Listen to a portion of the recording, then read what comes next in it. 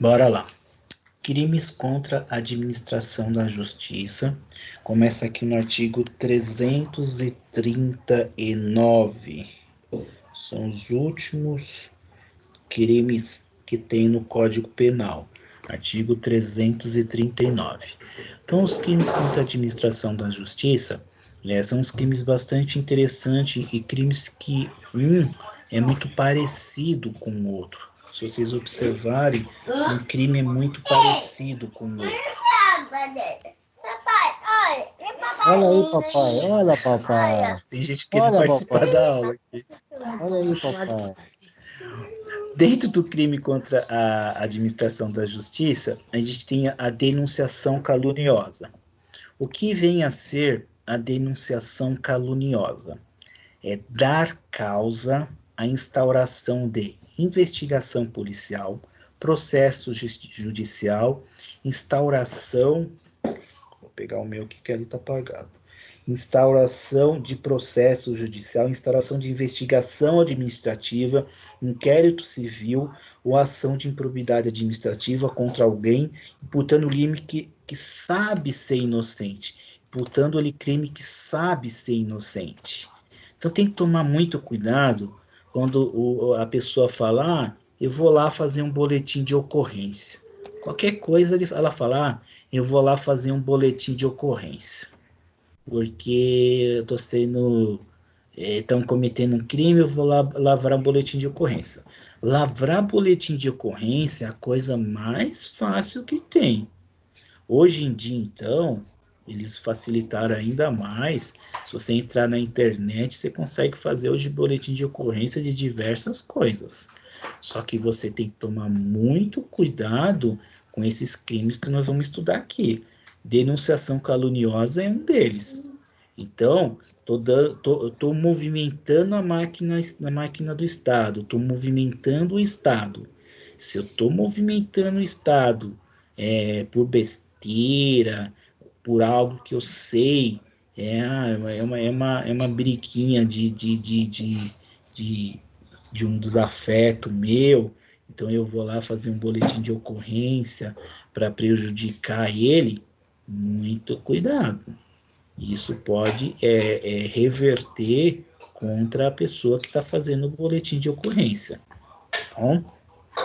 Então, no artigo 339, isso acontece muito, gente, em época eleitoral aí. Então, o candidato X não pode ter processo em andamento que vai manchar a reputação dele, então vai lá e faz um boletim de ocorrência, imputando algum crime ali que ele teria praticado. Então, tem que tomar bastante cuidado. Então, no artigo 339, você vai observar que ele é diferente, tem uma diferenciação aí com o crime de calúnia. Apesar do nome ser denunciação caluniosa, existe uma diferença entre um e outro artigo. Na denunciação caluniosa, o agente imputa um fato criminoso ou uma contravenção penal aí ao alguém sabendo que esse alguém é inocente. Sabendo que esse alguém é inocente. Porque o próprio penal, o tipo penal fala que o sabe inocente. Tá? Então, se ficar comprovado por meio de testemunhas, por meio do inquérito policial ali, eu vou lá e imputo um fato por Leandro. O delegado ouve a Andresa, ouve a Edenete, ouve a Gislene, e ficar comprovado de que aquele fato que eu imputei ao Leandro, que eu dei a instauração de um inquérito policial, eu sabia, eu tinha tudo para saber que o Leandro era inocente, então ao invés do Leandro responder por furto lá naquilo que imputei para ele, eu respondo pelo 339. Eu respondo pela denunciação caluniosa. E olha aí, não é crime de menor potencial ofensivo, reclusão de 2 a 8 anos, tá? Só admite nesse caso o dolo direto, né? E qual é a diferença do crime de denunciação caluniosa para o crime de calúnia, que vocês viram lá, o crimes contra a honra? Primeira diferença, gente, é objeto jurídico aí. primeiro caso está ofendendo a honra objetiva, no segundo caso está ofendendo a administração pública. Por quê? Eu estou movimentando a máquina do Estado por besteira. Eu estou movimentando a máquina estatal por algo que eu sei que o Leandro não praticou. Eu sei que o Leandro não praticou, mas eu vou lá e movimento a máquina estatal. Então, eu estou movimentando algo que eu sei de que ele é inocente. Ficou comprovado por meio de inquérito policial que eu sou inocente. Então, na calúnia, há uma honra objetiva que está se protegendo, aqui é a própria administração pública. No crime de calúnia, temos o crime, e aqui não, eu posso imputar um fato criminoso ou mesmo contravenção. Não precisa ser só um fato criminoso. Eu pego a lei de contravenção penal, falo, ó, o Leandro chegou a vias de fato e eu estou querendo que o Leandro responda pela contravenção penal de vias de fato. Então, também tem que tomar cuidado, não é só crime, não. No caso da calúnia, uma outra diferença é um crime de ação penal privada, que vocês já viram anteriormente. Aqui não. Aqui é um crime de ação penal pública. Então, fiz o boletim de ocorrência, a MP já vai dar andamento aí quando for enviado para o judiciário. Eu não preciso de fazer a queixa lá, o prazo de que. Não, não, não, não. Aqui é um crime de ação penal pública. No crime de calúnia se consuma com a mera imputação. Aqui não. Aqui o crime vai se consumar quando houver a instauração desses procedimentos penais aqui. A investigação policial, o processo judicial ou a instauração de investigação administrativa, inquérito civil ou ação de probidade. Então, é tudo quando houver o quê? O crime vai se consumar com a instauração de todos esses processos, desses procedimentos. Houve a instauração? Beleza. O crime está consumado. O crime consumou, um abraço. Bom? O crime consumou, vou responder por ele até onde vamos responder. O artigo 339, ele também diferencia do 340. No 340, que nós vamos ver daqui a pouco, eu estou diante de uma comunicação falsa de crime ou contravenção. Então, no artigo 340, eu chego lá e comunico, faço uma comunicação falsa, mas eu não imputo autoria a determinada pessoa. Eu só vou lá na delegacia e falo assim, ó, seu escrevente, você sabia que ali está se praticando furto? Mas eu não sei quem praticou, mas ali está se praticando um furto. Na denunciação caluniosa, não. Eu vou lá e falo, ó, ali está se praticando um furto. E foi o Leandro quem foi o autor do furto. O Leandro Alves de Jacinto, ele mora em tal lugar, né, e eu vi ele praticando o crime de furto. Tá? Então, isso que diferencia aí um crime do outro. Porque são crimes bem parecidos, né? Denunciação caluniosa com comunicação falsa de crime ou contravenção. São bem parecidos esses dois tipos de crime.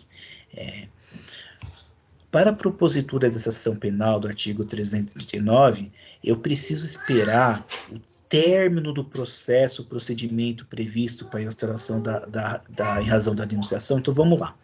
Vou fazer um exemplo para vocês. Francisco imputa um fato criminoso ao Leandro. Falo, o Leandro praticou crime de furto. Eu tenho que esperar acabar esse processo do crime de furto para eu poder começar aqui com a denunciação caluniosa. O judiciário tem que esperar acabar todo aquele processo, uma sentença penal com trânsito em julgado do crime de furto para iniciar a denunciação caluniosa? Também, gente, vamos encontrar duas correntes aqui. A primeira corrente vai dizer que sim, o Leandro tem que esperar o crime se terminar, ele vai ter uma sentença onde ele vai ser absolvido, Então, vai ter uma sentença onde absolveu por insuficiência de prova ali, ou se o Leandro foi absolvido por quê? Foi constatado que ele não cometeu esse crime. Então, foi constatado que o Leandro não cometeu esse crime, ele foi absolvido. Pego daí eu pego e instauro o procedimento faço a denúncia na denunciação caluniosa. Eu tenho que esperar aquela sentença. Aquela sentença é uma questão prejudicial. Eu tenho que esperar aquela sentença, acabou ali com a inocência do indivíduo, aí eu dou a razão para a enunciação caluniosa. Eu vou ter a segunda corrente que vai dizer não configura uma questão prejudicial, porque a denúncia do 339 pode ser oferecida desde logo. Eu entendo, eu fico com a corrente aí de que tem que esperar mesmo, e essa corrente é majoritária. Essa corrente majoritária vai dizer, eu tenho que esperar. Ah, mas eu corro risco de esse crime ser prescrito? Claro que não. A pena é de 2 a 8 anos. Uma pena muito alta. Então vai ter chão aí para prescrever esse crime de 2 a 8 anos.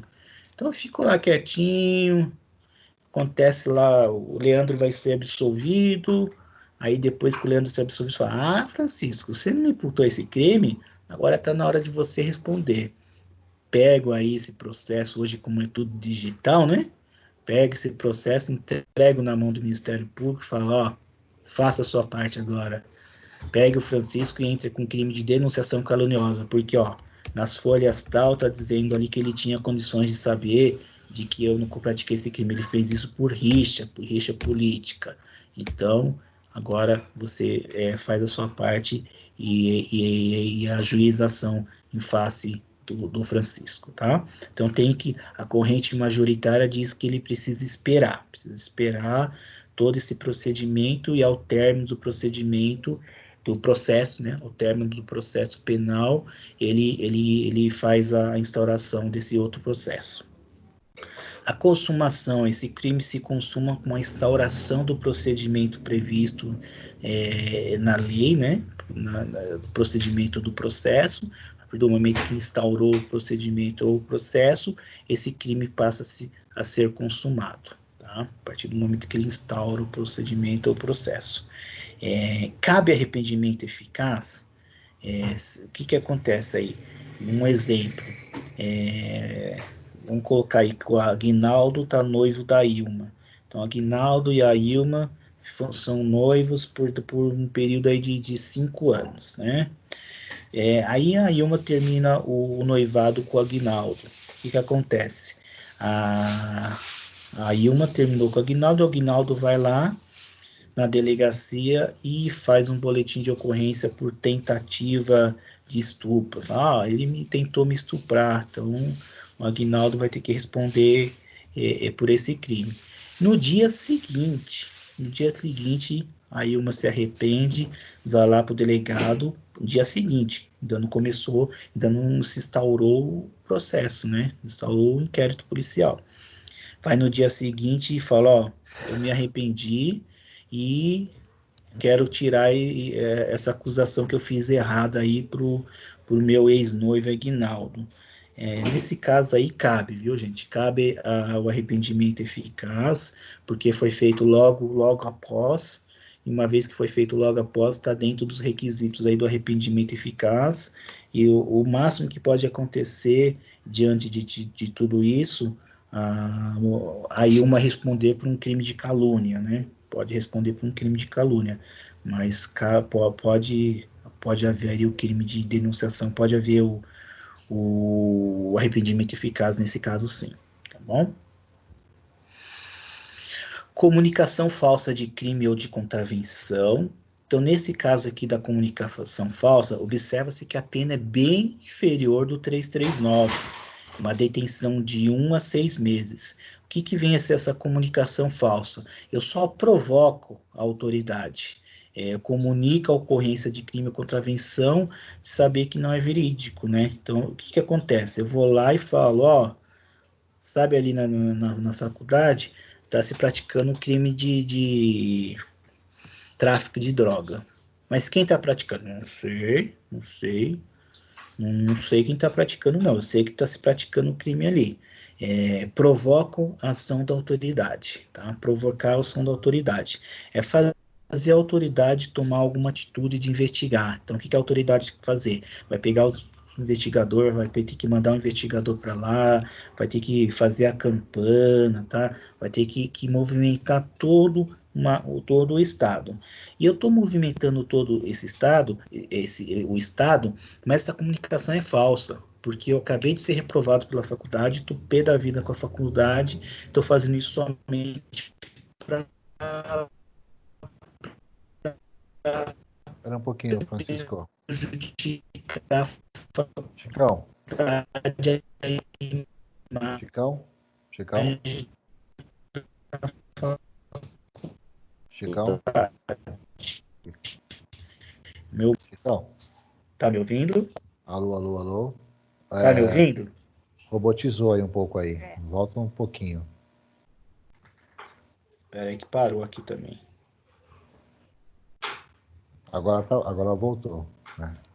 Deixa eu Tava dar uns 10 falando, segundinhos para você voltar. estava falando que se o cara ficou brabo com a faculdade porque ele teve nota ruim e aí já zoou.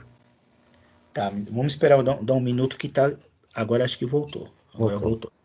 Então vamos lá. A ação aqui do agente foi tão somente de prejudicar a imagem da faculdade. Ele estava pé da vida com a faculdade, ele sabia, ó, ele sabe que aquilo não é verdadeiro. Se ele sabe que aquilo que não é verdadeiro, ele somente está movimentando a máquina do Estado, a máquina judiciária, sem nenhum fundamento. Não há fundamento. Ele pode fazer essa comunicação por escrito ou pode fazer essa comunicação verbal. Sabemos que a comunicação por escrito chama-se notícia crime, né? Notícia crime. Então, a notícia crimes é quando você faz uma denúncia, né? Vamos falar de denúncia ali, entre aspas, você comunica à autoridade policial de que ali está se praticando um crime. Você vai fazer uma notícia crimes, uma notícia crimes. Então você pode provocar o Estado ali, a máquina estatal, sem nenhum fundamento, tá? Você não vai indicar o autor do crime. Porque se a partir do momento que você indica ao autor do crime, você vai para o 339. O 340 você joga no ar.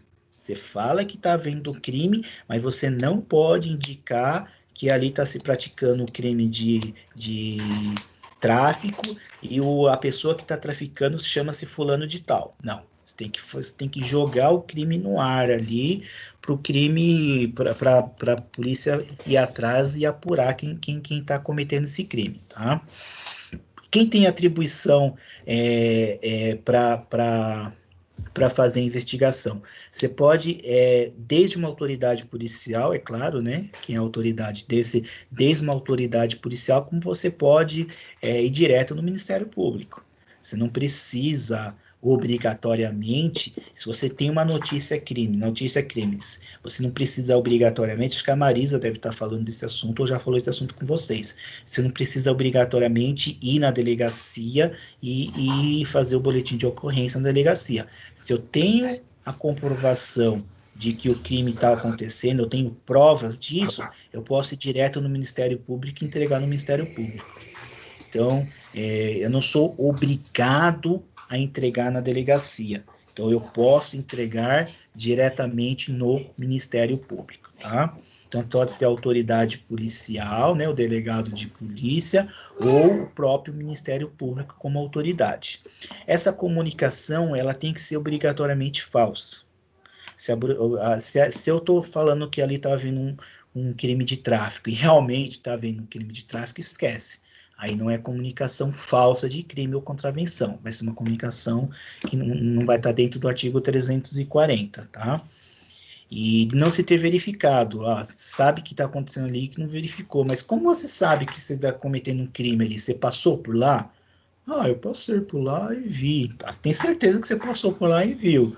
Porque se for constatado que não está acontecendo nada ali, e se ainda por isso falar, o sujeito fez isso porque ele saiu bravo aqui da faculdade porque ele tirou uma nota baixa. Aí você vai responder pelo crime em estudo, né? Eu já falei que não pode haver a indicação do autor, né? Quando que esse crime se consuma.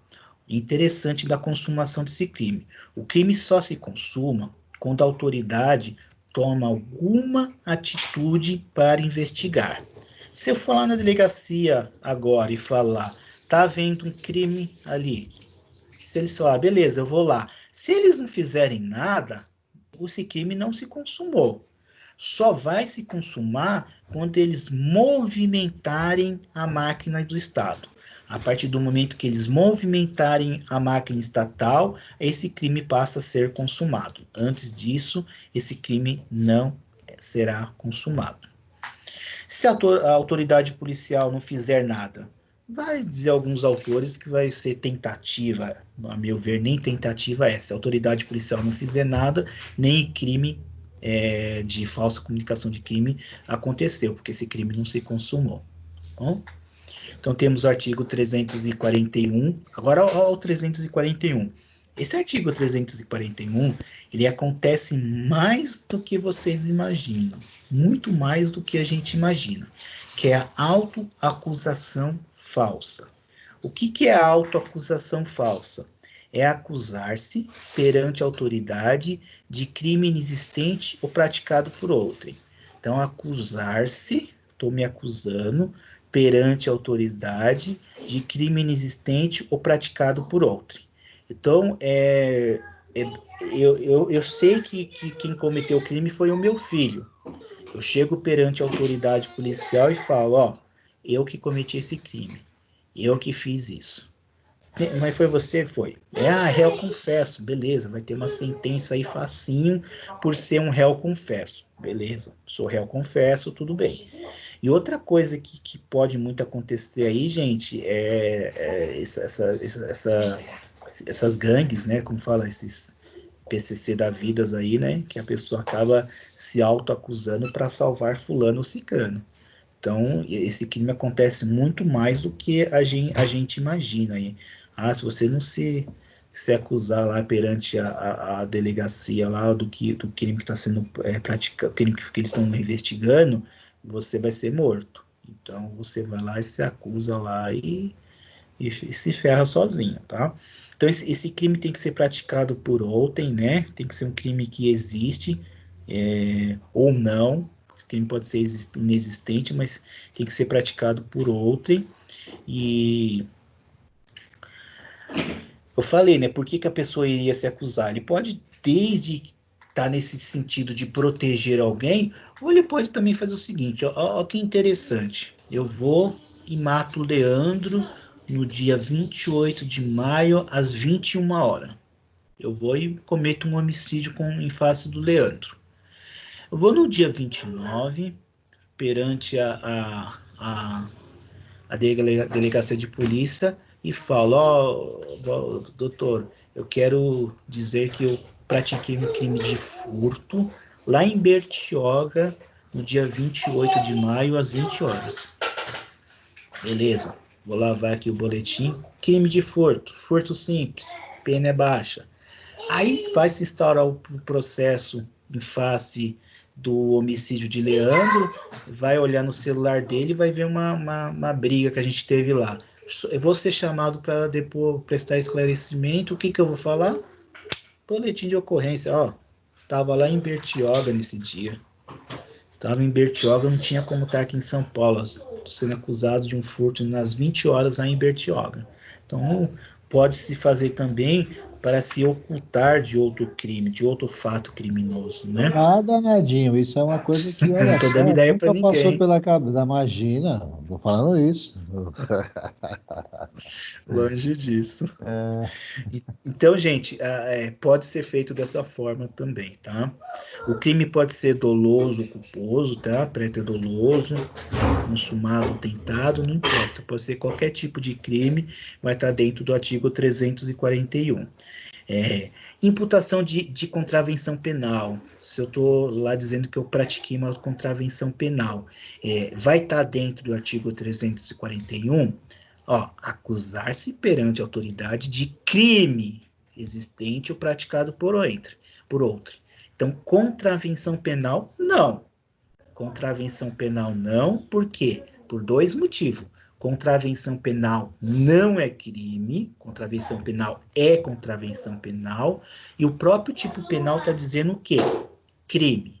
Se o tipo penal está dizendo categoricamente crime, não há que se falar em contravenção penal. Ah, vou usar analogia em Malam Partem. Não, não posso utilizar analogia em Malam Partem. Analogia somente em Bonam Partem. Não utiliza analogia em Malam Partem, tá?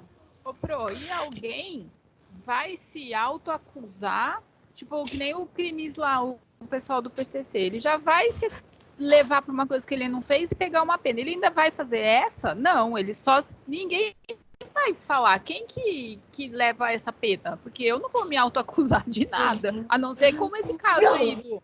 que tava aí, lá em Bertioga, e aí você tá tentando ficar num...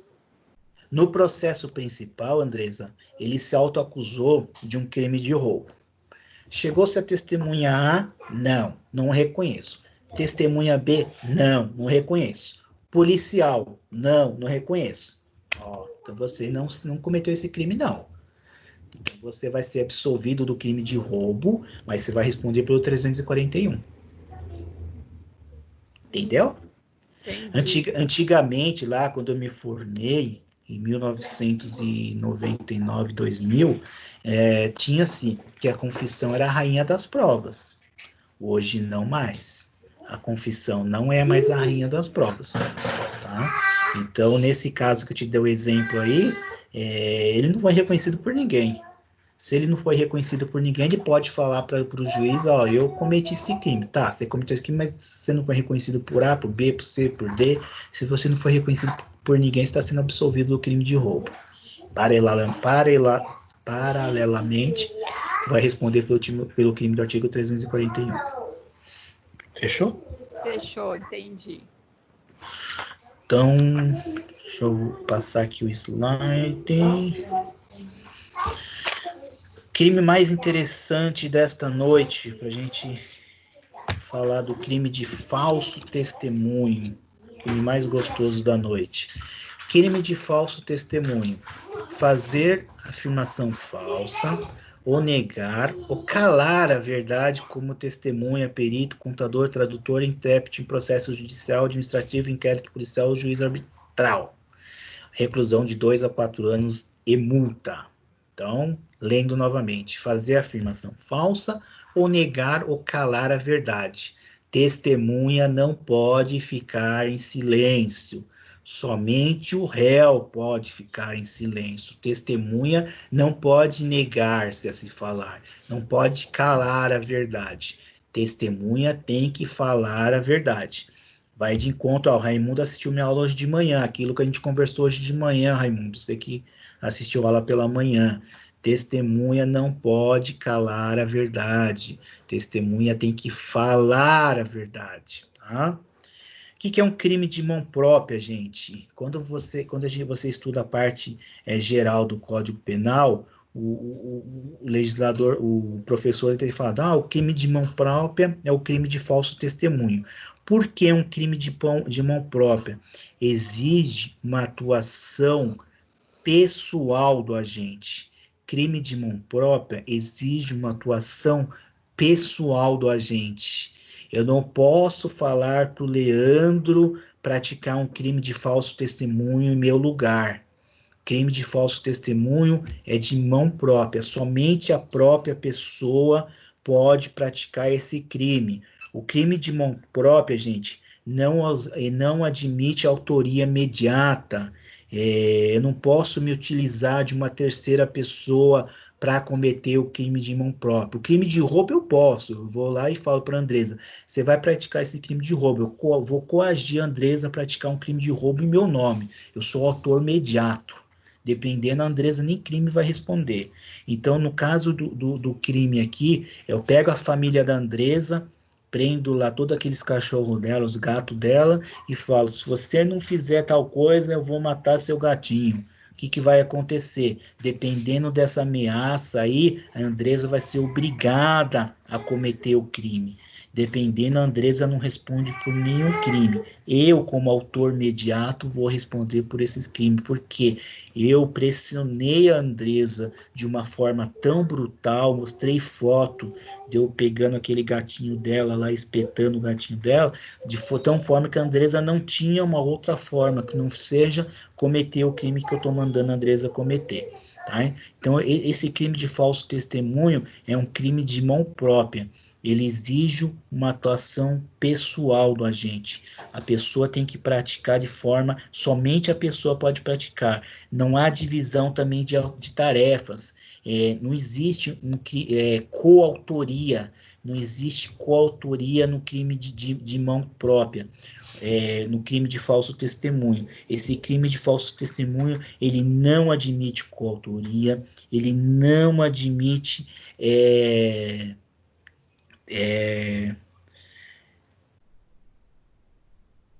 divisão de tarefa. Somente a própria pessoa pode cometer esse crime e nada mais além dessa própria pessoa, tá? Não admite coautoria, tá? O que pode acontecer, gente? O advogado chegar e induzir a testemunha a depor. Então, o advogado vai e induz a testemunha a depor. Por isso que tem que tomar muito cuidado quando você vai orientar uma testemunha. Você vai orientar uma testemunha. Você não pode induzir uma testemunha a falar aquilo. Você tem que orientar.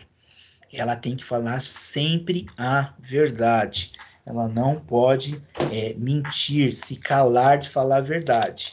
Então, no caso do advogado que induz, o advogado que induz uma testemunha a falar uma coisa que não é verdadeira, ele não é coautor. Esse advogado vai ser o quê? Partícipe.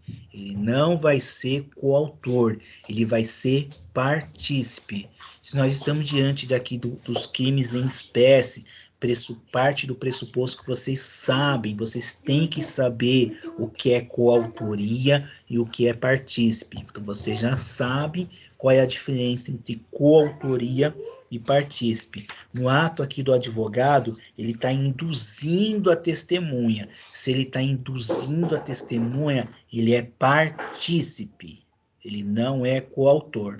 Entretanto, como no direito nada como deveria ser, o STF entende que o advogado ele é coautor.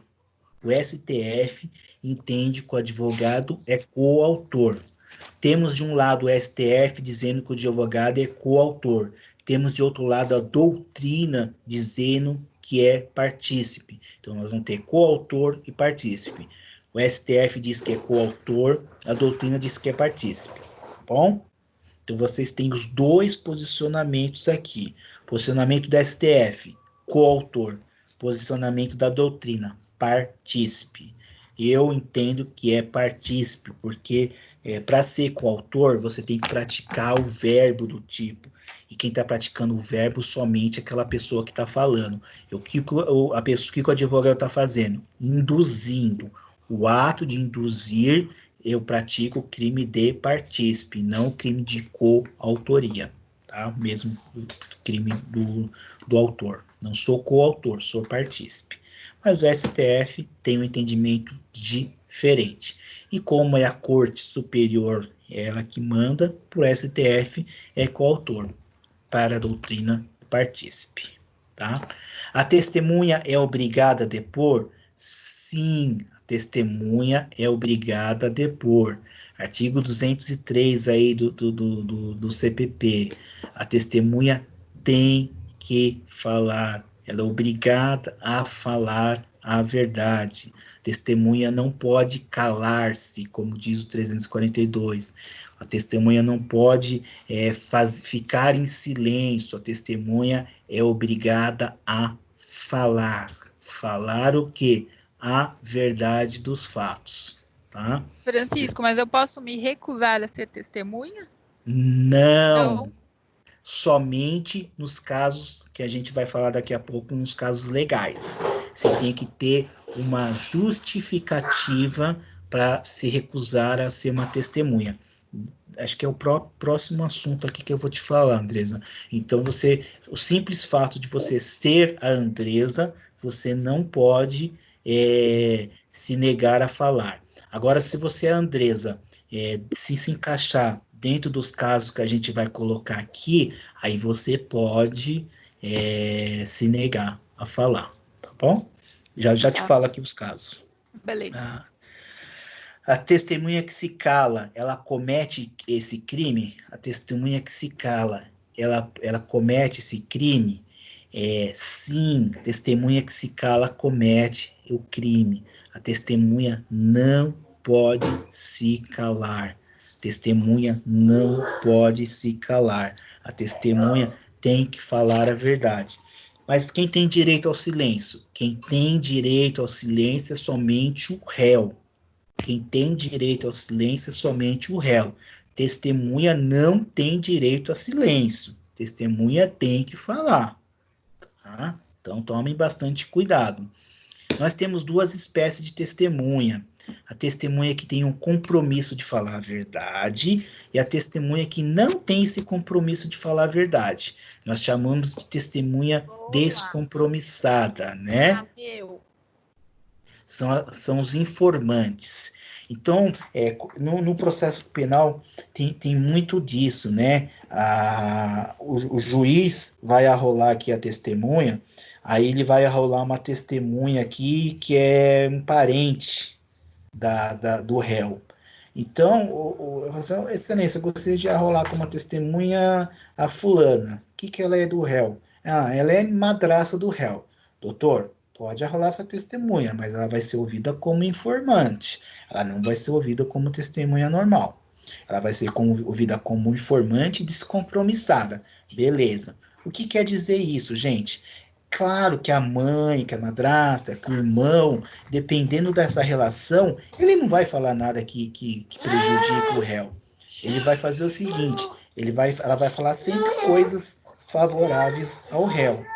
Então, esse depoimento descompromissado, na hora que o juiz for dar uma sentença, tem um valor menor que os demais depoimentos. Então, o depoimento de informante vai ter um valor menor que as demais testemunhas, tá bem?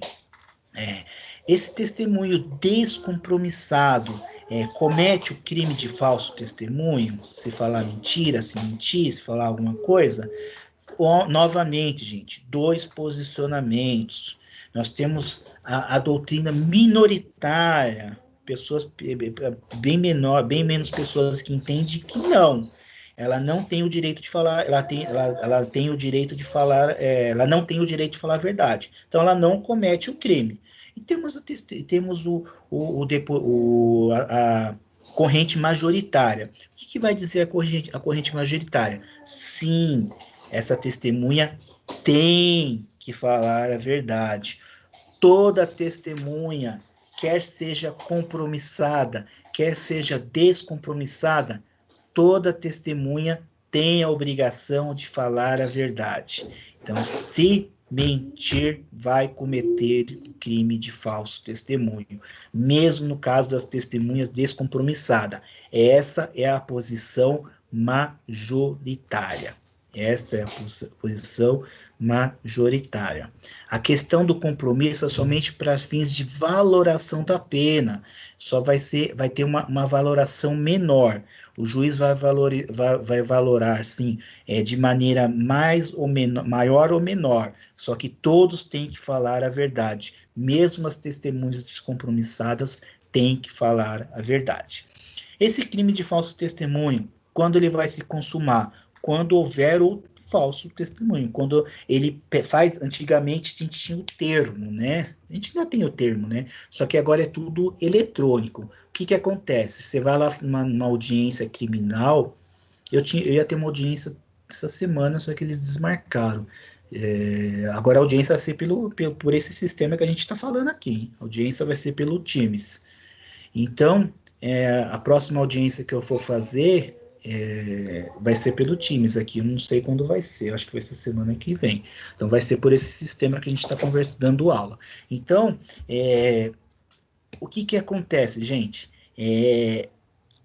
A partir do momento que a testemunha fala, e no caso, quando o fórum estiver aberto, ele acabou de dar o depoimento fica gravado, ele assina um termo, que esse termo ele é assinado pela testemunha, de que falou ali, o crime já se consumou. Então, a partir do momento que ele falou, que ele assinou o termo, esse crime está consumado. E como o próprio tipo penal diz, gente, também temos o caso da falsa perícia, né? Falsa perícia vai se consumar quando o perito assinar um laudo. Então, o perito assinou o laudo, temos o crime de falsa perícia. Falsa interpretação é no caso do intérprete, né? Quando o intérprete assina o termo dele, o laudo dele. E temos o tradutor também, quando ele assina aquela tradução que ele fez ali. A partir do momento que ele assinou e está sendo falso ali, está fazendo uma afirmação falsa, ele comete o crime. Algo bastante interessante. Para esse crime de falso testemunho, eu tenho que falar de alguma coisa relevante no processo. Eu tenho que mentir, né? Fazer uma afirmação falsa, como diz o Código no artigo 342. Eu tenho que fazer uma afirmação falsa de algo juridicamente relevante, tá? Eu não vou, se eu fizer, no caso de uma reclamação trabalhista, é muito, muito comum a reclamação trabalhista, o empregado fazia 1 ou 2 horas de hora extra ali, isso daí é relevante. Mas, o empregado trabalhava no primeiro ou segundo andar. Dependendo do contexto, isso não é relevante. Então, tem que ser relevante essa afirmação falsa. No crime de roubo, o sujeito tinha uma tatuagem na perna. Aquilo foi relevante para ver a condenação do acusado. Beleza, é relevante. A cor do capacete era azul e tinha um adesivo. Se não for relevante para o processo, não vai caracterizar o crime de falso testemunho. Isso vai ser na hora que o juiz valorar essa prova. O juiz, como a gente falou anteriormente, ele tem o livre convencimento dele, só que o juiz, no artigo 59 do Código Penal, ele vai fazer a valoração dessa prova. A partir do momento que ele valorar essa prova, aí ele vai dizer se aquilo é relevante ou não. Não precisa ser algo que vai influenciar no julgamento, na absolvição, não. Não tem que ser tão relevante assim, mas tem que ter um certo grau de relevância para caracterizar o crime de falso testemunho. Tá? Tem que ser relevante, precisa influir no processo, precisa ser aquela coisa crucial. Mas é algo que o juiz entendeu que foi relevante para o processo, logo você cometeu o crime de falso testemunho, tá bom? O juiz, ao absolver o réu ou condenar a testemunha ali na sentença, é que ele vai fazer a valoração do crime ali. Aí ele vai dizer se aquilo era relevante ou não. Vamos partir do pressuposto com uma mesma mentira, gente. Ensejou um inquérito policial. Do inquérito policial, essa mentira ensejou um processo criminal. Eu vou estar sujeita a dois crimes, um dentro do falso, um falso no inquérito e um falso no processo criminal? Não. Eu vou estar sujeita a um crime único, tanto no falso do inquérito policial, como no crime de falso do processo criminal. Mesmo sendo distintos aí, vai ser um crime único, não vou cometer 2 crimes, não. Temos as causas de aumento de pena, né? Se é praticado mediante suborno, se é praticado com o objetivo de produzir prova no processo penal, civil, de entidade de administração direta e indireta. Então, toma cuidado com o suborno.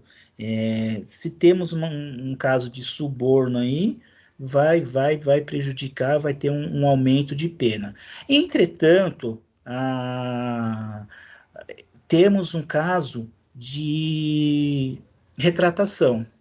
Então, o tipo penal admite retratação. Então, o que vai trazer o tipo penal aí? A retratação está no parágrafo 2º do artigo 342. O que vai dizer a retratação? O fato deixa de ser punido se antes da sentença, no processo em que ocorreu o ilícito, o agente se retrata ou declara a verdade. Então, se antes da sentença, no processo que ocorreu o ilícito, ele se retrata. Então, vamos fazer um exemplo aqui, ó. Eu tenho um processo em que a testemunha mentiu. Então, ela mentiu lá no cívil. Então, foi lá no Fórum João Mendes e mentiu. Mentiu desalavado, falou.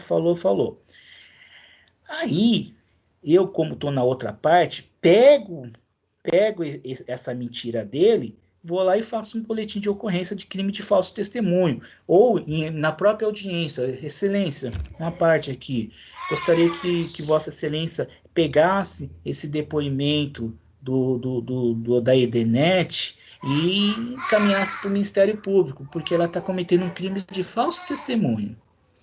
O Ministério Público já vai fazer assim, um zoião. Concorda, Excelência? Assim, concordando não, eu quero que o senhor faça isso para que se faça valer a verdade futuramente. Então, eu tenho aqui processo civil, onde houve a mentira.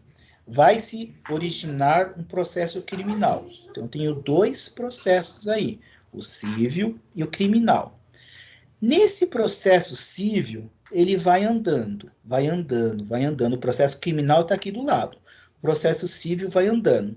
Até a sentença, quando diz sentença, não diz acórdão. Até a sentença, a pessoa pode se retratar. Então, a Edenet mentiu na testemunha. Mentiu na audiência no dia 20 de maio. Aí o juiz falou, aí eu cheguei, pedi uma parte, falei, gostaria, Excelência, que fosse consignado em ata, de que seja pego esse testemunho da Edenet, encaminhe para o promotor de justiça, para que se instaure o inquérito policial e o procedimento de falso testemunho. Ok. Vamos remarcar essa audiência por dia 10 de abril de 2021. Até que ocorra essa sentença, até que ocorra a sentença no processo civil, a Edenet vai lá no dia 10 de novembro de 2021 e fala assim, Excelência, realmente eu menti, gostaria de me retratar, não foi nada disso que aconteceu, o que aconteceu é a verdade. Aí ela fala a verdade. O que acontece? O juiz vai pegar essa verdade, vai encaminhar novamente lá para o inquérito policial e vai ter a retratação. Deixa de ser o processo criminal, acaba ali. Então, houve uma retratação, o processo criminal acabou. Tá bom?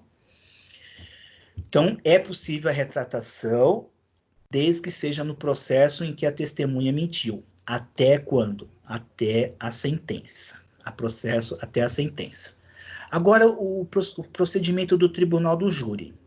Vocês já viram ou verão, o Tribunal do Júri é um procedimento bifásico. O que quer dizer um procedimento bifásico? O júri tem 2 procedimentos. O primeiro procedimento, ele vai desde o início até a sentença de pronúncia ou impronúncia ou desclassificação. Então, a primeira fase do procedimento do júri vai daqui até aqui. Chegou aqui, da sentença de pronúncia, nós iniciamos uma segunda fase, então, ou seja, pronunciou a pessoa para o júri ou não pronunciou. Então, aqui inicia a segunda fase. Então, o procedimento do júri tem essas 2 fases. Ele é bifásico. Qual que é a posição da doutrina? Essa retratação é até essa primeira fase, a sentença de pronúncia, por exemplo, ou é até a última fase, onde houve a pronúncia do indivíduo, ele foi para o júri, e lá no júri tem um julgamento e uma sentença. Novamente, 2 correntes. A primeira corrente vai dizer que a retratação ocorre somente até a pronúncia. Aí vai dizer que a pronúncia equipara-se a uma sentença. Não. Então, essa primeira corrente ela é minoritária. Ela não é muito aceita. A segunda corrente, a corrente majoritária, vai dizer o seguinte: temos a retratação até a sentença lá no plenário, a sentença do júri lá na sessão plenária. Então, até que ocorra a sentença do júri na sessão plenária, pode-se fazer a retratação. A pronúncia não é uma sentença. A pronúncia não é uma sentença. Por quê? Na pronúncia não se adentra ao mérito. A pronúncia é um sinal de que se cometeu aquele delito, né? Torinho Filho vai dizer que é um sinal verde ali, né? É um sinal de que se praticou aquilo ali. Mas não é, a pronúncia não é uma sentença. Se a pronúncia não é uma sentença, pode haver a retratação somente a sentença. Na pronúncia, existe a existência do crime e indícios suficientes de autoria. Para que haja uma pronúncia, é o quê? Existência do crime, indício suficiente de autoria. A pronúncia não está se analisando tudo, e tendo uma prova robusta de que ele praticou o crime. Somente indícios suficientes de autoria. Se há somente indícios suficientes de autoria, não há que se falar que a pronúncia é uma sentença. A pronúncia não é uma sentença. O falso testemunho ocorrido na Justiça do Trabalho. De quem é a competência para julgar um falso testemunho ocorrido na Justiça do Trabalho? Justiça estadual ou Justiça federal? Gente, vocês... Não é onde ocorre o... Isso, ocorreu na Justiça do Trabalho. Sim, mas é onde não é onde ocorre... Então, a Justiça do Trabalho é única. É verdade. Então, a Justiça do Trabalho, ela fica aqui na Estrada de São Francisco ou fica ali no Fórum da Barra Funda. Então, vamos partir do pressuposto que ocorreu um falso testemunho ali na Justiça do Trabalho, aí na Barra Funda. Quem vai ser competente para julgar? Gente, a Justiça do Trabalho, ela pertence ao Poder Judiciário da União. Ela é um órgão que pertence à União. Se ela pertence à União, a Justiça do Trabalho logo será da Justiça Federal. Artigo 109, inciso 4 da Constituição Federal. Quais são os poderes da União? Justiça Federal Comum, Justiça Militar, Justiça Eleitoral e Justiça do Trabalho. Essas 4 justiças pertencem a quem? À União. Então, se for cometido dentro da Justiça do Trabalho, logo a competência será federal. Há um interesse da União. Se há um interesse da União, a justiça será federal. Tá bom? Isso também tem até súmula, tá? Eu fui fazer uma pegadinha com a Marisa, mas tem a súmula tal. Tem até a súmula dizendo isso daí. Ali é difícil fazer pegadinha com ela, viu? E a súmula vai dizer o seguinte, que é da Justiça Federal, tá? Agora, um caso bem interessante. Temos um falso testemunho ocorrido no juízo de precado. Falso testemunho ocorrido no juízo de precado. Então, vamos lá. Em Sergipe, o sujeito comete um crime. E ele vai ser ouvido lá, esquece o crime. Em Sergipe, emite-se uma carta precatória para Goiânia. Acho que deu erro aí, Leandro? Tá ouvindo bem? Não, tô ouvindo bem. Deu uma mensagem de erro. Então vamos lá.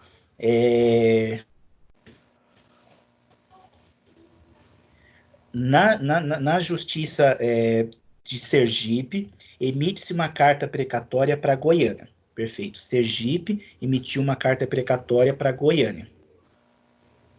Tem alguém mexendo aqui. Aí, o que acontece? Deprecante é quem expede a carta precatória. Deprecante é Sergipe. Deprecado é quem recebe a carta precatória. É Goiânia. Se o falso testemunho aconteceu na Justiça de Goiânia, de quem é a competência? Quem emitiu a precatória é Sergipe, mas o falso testemunho ocorreu em Goiânia. De quem é a competência? Sergipe? Por quem emitiu a precatória? Sim. Olha o artigo 69 do CPP. Artigo 69? 69 do CPP. Acho que é 69.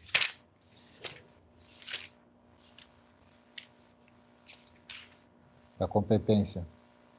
Determinar essa competência jurisdicional, o lugar da infração. Qual foi o lugar da infração, Adenete? Goiânia. Então, quem será o competente? Goiânia. Goiânia. Competência será do juízo deprecado, não do juízo deprecante. A competência é pelo lugar da infração. Vamos aqui, vamos nos aproximar para o final. Falso testemunho e falsa perícia já foi. Vamos. Exercício arbitrário das próprias razões. Gente, fazer justiça pelas próprias mãos para satisfazer pretensão, embora seja legítima, salvo quando permite a lei, que é o caso de legítima defesa. Então, esquece aqui a legítima defesa. Estou fazendo justiça pelas próprias mãos. O Leandro me deve 5 mil reais, 10 mil reais. Vou lá, vejo o Leandro chegando de moto, pego a moto do Leandro e capo o gato. Logo, 10 mil reais por uma moto que vale 10 mil reais, estamos quites. Posso fazer isso? Negativo.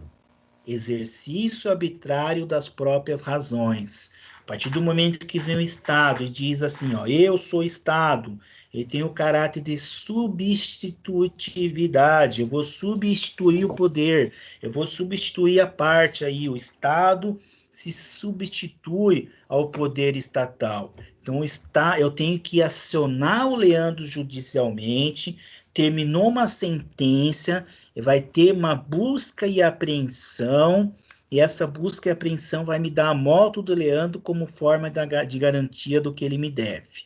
Então, Chicão, existe... Pode falar. esse custo para requerer esse patrimônio, eu posso também colocar no processo? Por exemplo, se eu contrato você me cobra 5 mil para eu requerer 10. Então, o meu prejuízo vai ser só 5 mil. Ainda vou ter um prejuízo de 5 mil. Eu posso Ainda vai tentar... ter um prejuizinho aí. O que vai ter, Ah, quando você for contratar, são as sucumbências, né? A parte sim. vencida paga os honorários de sucumbência. Então, se você for fazer um contrato comigo, ó, o veículo vale 10 mil, Leandro. Então, eu vou cobrar de você 2 mil. Por que eu vou cobrar 2 mil de você? Porque eu vou tendo um honorário de sucumbência da outra parte. Então, você vai acabar saindo no prejuízo de 2 mil. Para você recuperar os de 10 mil, você vai ter um ganho de 8 aí. Só que você ainda vai arcar com um pequeno custo aí. Então, eu não posso colocar esse custo junto no processo? Não, só a sucumbência. Ah, ok. Tá? Então, o exercício arbitrário das próprias razões tem que haver uma pretensão legítima. Se essa pretensão não for legítima, então eu vou e pego a moto do Leandro, só que não existe nenhuma pretensão legítima aí. Aí eu estou cometendo furto, roubo, né? Dependendo do que for, estou cometendo ou furto ou roubo. Não há de se falar em exercício arbitrário das próprias razões, porque a pretensão é ilegítima. Se a pretensão é ilegítima, eu saio desse crime e vou praticar um outro crime. E se o furto é de produto ilícito? Como assim? Por exemplo, eu roubo drogas. Subtrair coisa alheia móvel. Subtrair coisa Não alheia está móvel dizendo que a ilícito. coisa tem que ser lícita ou ilícita. É subtrair coisa alheia móvel.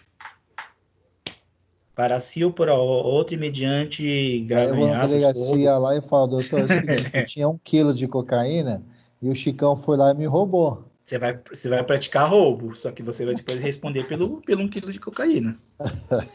Porque o tipo penal não fala se tem que ser Não. coisa lista. Leandro, é melhor falar que só roubo. Não, mas vai ter que saber o que foi Mas o que roubado. roubou? Qual é o produto do roubo? Aí, Um negocinho lá. Um negocinho. ladrão que rouba ladrão, né? Tem 100 anos de anos de Tem perdão. anos de perdão.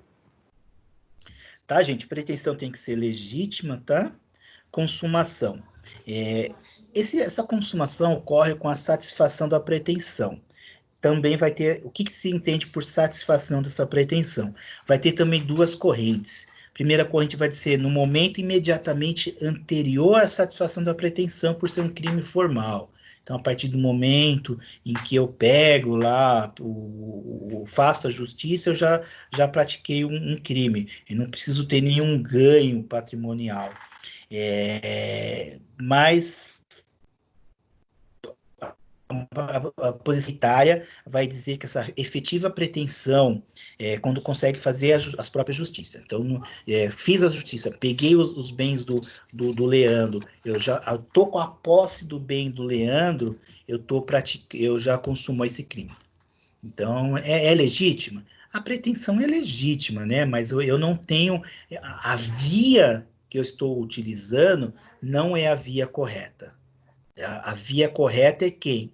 Eu tenho que me socorrer ao Estado para que o Estado faça isso. Eu não tenho como eu fazer isso pelas minhas próprias mãos, né? O Estado tem que fazer isso. Favorecimento pessoal, auxiliar a subtrair a ação autoridade pública, autor de crime, auxiliar a subtrair-se a ação de autoridade pública, autor de crime que é combinado a pena de reclusão. Então, é um auxílio prestado à pessoa. Então, a pessoa tá sendo procurada, tá correndo ali da polícia, eu vou prestar um auxílio a essa pessoa, e não ao produto do crime, é um auxílio pessoal, eu vou esconder a pessoa na minha casa. Então, eu tô aqui no meu prédio, vejo uma pessoa correndo, corre aqui, se esconde aqui, vem aqui dentro, esconde aqui dentro de casa. Então, eu estou favorecendo quem? A pessoa, o meliante, tá? Auxiliar a subtração de dano, autor de crime, novamente, autor de crime. Se a pessoa praticou uma contravenção penal e eu estou ajudando essa pessoa a se esconder, eu vou responder por esse crime? Não, vai ser um crime atípico, porque é somente autor de crime, não fala autor de crime ou contravenção penal. Então, não fala isso. Se for uma contravenção penal, vai ser uma figura atípica, que somente estamos diante de um autor de crime, tá? E se essa pessoa é um partícipe, não é um autor do crime? Então, vocês têm que saber qual a diferença de autor do partícipe. Se eu estou favorecendo um partícipe, eu vou estar diante desse crime do artigo 348? Não, novamente não, porque só fala autor. Se falasse autor ou partícipe, aí eu estaria dentro do artigo 348. Se o artigo 348 fala somente autor de crime, e não há de se estender essa autoria para o partícipe, tá? Se o auxílio acontecer após a consumação do crime, para se consumar o crime tem que acontecer após a consumação do crime. Se ocorrer antes da consumação do crime, aí eu não estou auxiliando, né? Eu estou instigando, estou participando, eu sou um partícipe. Para que ocorra o favorecimento pessoal, tem que ocorrer depois do crime. Se for antes do crime, ou eu vou ser coautor ou eu vou ser partícipe, dependendo da minha participação. Então, esse auxílio pessoal, esse auxílio aqui tem que ser após o crime. Não pode ser um auxílio prestado anterior ao crime, tem que ser posterior ao crime, tá? Casos em que não ocorrerá o favorecimento pessoal, se quem presta o auxílio é ascendente, descendente, cônjuge ou irmão do criminoso, fica isento de pena. Vai mais ou menos naquilo lá, Andresa, que você falou anteriormente. Eu sou obrigado a prestar depoimento? Se você, no caso do depoimento pessoal, se você é um advogado, você não é obrigado a prestar o depoimento. Por quê? A gente tem o estatuto da OAB que permite que você não é obrigado a falar do seu cliente. Se você exerce uma função, até o padre, né, diante da confissão, também, você está acobertado ali por um caso que você não é obrigado a falar. Então, se dentro da sua profissão existe uma lei, no nosso caso da OAB, existe um estatuto, e que não nos protege, eu não sou obrigado a falar, não. Já respondendo a sua pergunta, Andresa, que você fez anteriormente, eu acabei esquecendo de falar. Tá bom? Uhum. E aqui da mesma forma, gente, se quem presta o auxílio é um ascendente, descendente, cônjuge, ou irmão do criminoso, também, gente, também vai ficar isento de pena, tá? São as escusas aqui que tem, porque você está favorecendo uma pessoa que é da sua família, e a própria lei está dizendo que você não está cometendo crime. Então, a mãe que esconde o filho em casa para não ser preso pela polícia, essa mãe não está cometendo o crime de favorecimento pessoal. E esconder a moto que o filho roubou, também tá na mesma? Olha, Andresa, é o próximo crime. Ah, tá. Aqui a gente tá escondendo a pessoa, tá? É o próximo crime, acho que é o último crime, tá? É o favorecimento real. O que diz o favorecimento real, Andresa? Prestar a criminoso, fora dos casos de coautoria e recepção, auxílio destinado a tornar seguro o proveito do crime. Aqui, Andresa. Tornar seguro, você está escondendo o proveito do crime. No artigo 349, não tem. Então, se não tem, a gente não consegue utilizar. Vamos olhar aqui o 349 direitinho aqui. 349. Receptação, auxílio destinado a tornar seguro o proveito do crime. Isso. Aqui, se você esconder a moto que seu filho furtou, dentro do artigo 349, você não vai conseguir essa escusa, não. Entendeu? Entendi. Dentro do 349, não. Deixa eu ver um outro artigo aqui, que às vezes a gente pode recorrer ao artigo. Deixa eu ver um outro artigo, dá um minuto aqui. Por isso que a gente, quando assiste prestar a criminoso, fora dos casos de coautoria ou de receptação. Ah, tá. Auxílio destinado. 181, cadê o 181? É isento pena de qualquer dos crimes previstos neste título. Não dá nem para usar no 81. O 81 é aquela escusa de isenção de pena do cônjuge, ó. Só que é somente previstos neste título. Crimes contra o patrimônio. A gente não está diante de um crime. Olha que interessante. Eu podia utilizar, Andrés, o artigo 181 do Código Penal.